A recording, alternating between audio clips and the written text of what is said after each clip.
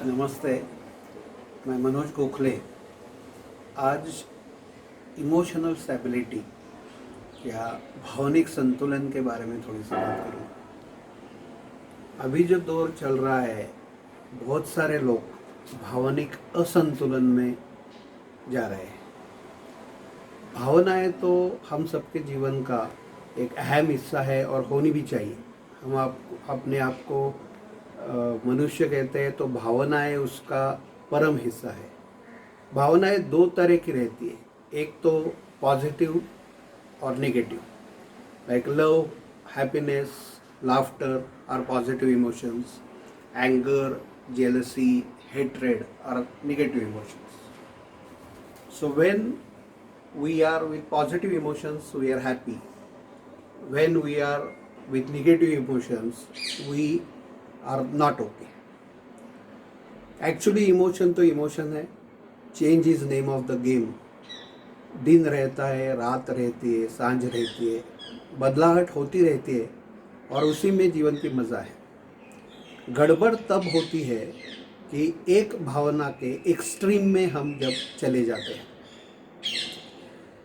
मन की खासियत ऐसी है कि मन हमेशा अति में काम करता है। एक तो पेंडुलम जैसा, एक छोर की ओर, नहीं तो दूसरे छोर की ओर। राजेश खन्ना और अमिताभ बच्चन को लेके मैं ये पॉइंट एम्फसाइज करना चाहूँगा। Rajesh Khanna was a case of emotional instability. एक ज़माना था जब वो सुपरस्टार हुए, कंटिन्यूअस ही had some 14 super hit movies, so that went to his head.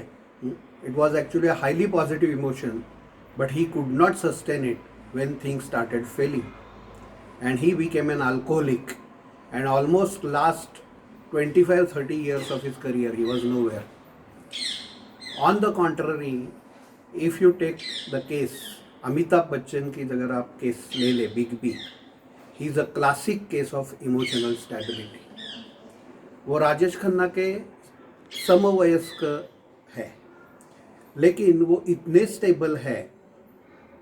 एक बार उनसे सवाल किया गया था कि जब दीवार हिट हुई तो आपको क्या लगा, तो उनकी वो पहली मेजर हिट है, लेकिन उनका सीधा जवाब था कि मुझे कुछ ऐसा खास कुछ नहीं हुआ, क्योंकि मैं एक टीम का मेंबर था।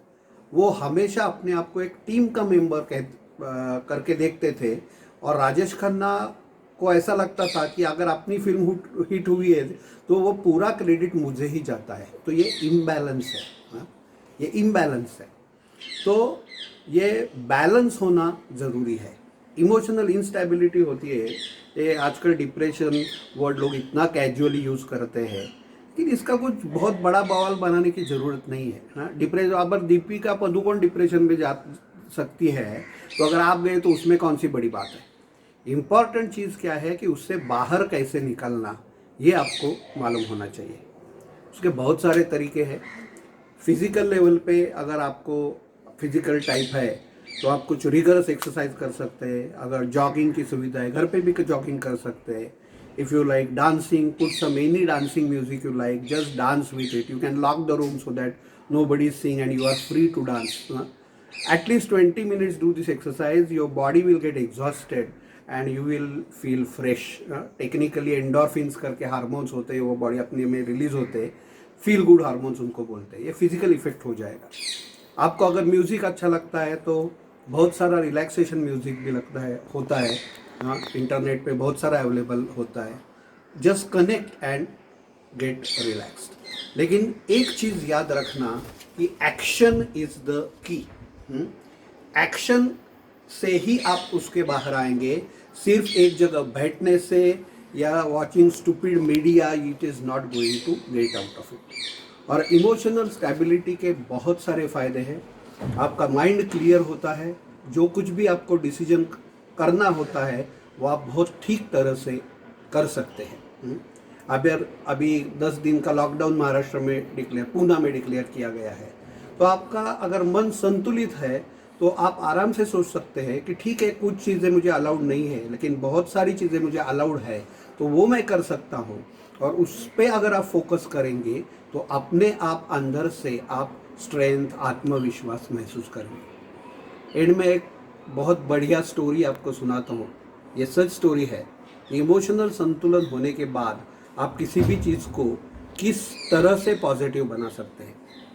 एक बहुत ग्रेट इंडियन हुए मदन मोहन मालवीय, बनारस हिंदू यूनिवर्सिटी के संस्थापक थे। जब उन्होंने डिसाइड किया कि मैं एक आदर्श यूनिवर्सिटी बनाना चाहता हूँ, Banaras Hindu university, so he went on all India tour to collect donations for that. So in the process of that tour he went to Nizam of Hyderabad. Nizam of Hyderabad के पास गए डोनेशन कलेक्ट करने के लिए। Nizam of Hyderabad went into emotional instability, बहुत भड़का। वो बोल रहा कि तुम पागल हो क्या, तुम बनारस हिंदू यूनिवर्सिटी बनाने जा रहे हो और वो निजाम से तुम डोनेशन मांग रहे हो, मैं एक पैसा भी नहीं दूंगा। और वो इतना चिढ़ गया कि उसका जो जूता था वो अंत में फेंक के उन्हें मारा, मदन मोहन मालवीय जी को।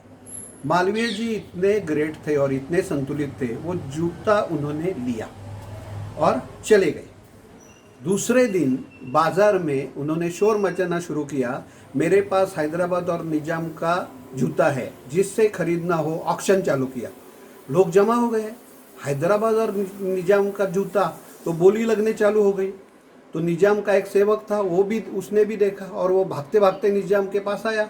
वो ऐसा ऐसा हो रहा है, अरे वो आपका जूता बाजार में बिक रहा है, ये होना नहीं चाहिए, वो आपने ही खरीदना चाहिए। तो निजाम एकदम आगे चकरा गया। तो मैं बोला चलो चलो मैं जाता हूँ। सेवक ने कहा नहीं नहीं आप नहीं जा सकते, मैं जाके खरीदता हूँ। तो निजाम ने उसको पैसे दिए, वो सेवक गया, उसने एक बड़ी बोली लगा के वो जूता खरीद लिया और वो डोनेशन समझ के मदन मोहन मालवीय जी ने यूनिवर्सिटी के लिए जमा किया। तो देखिए क्या एक्शन था और उस एक्शन को उन्होंने कैसे पॉजिटिव बनाया। तो ये आप भी कर सकते हैं, लेकिन उसके लिए कुछ स्पेस क्रिएट करना जरूरी है। हाँ, don't have reactive response, just have space, respond positively and gate out of it. Thank you.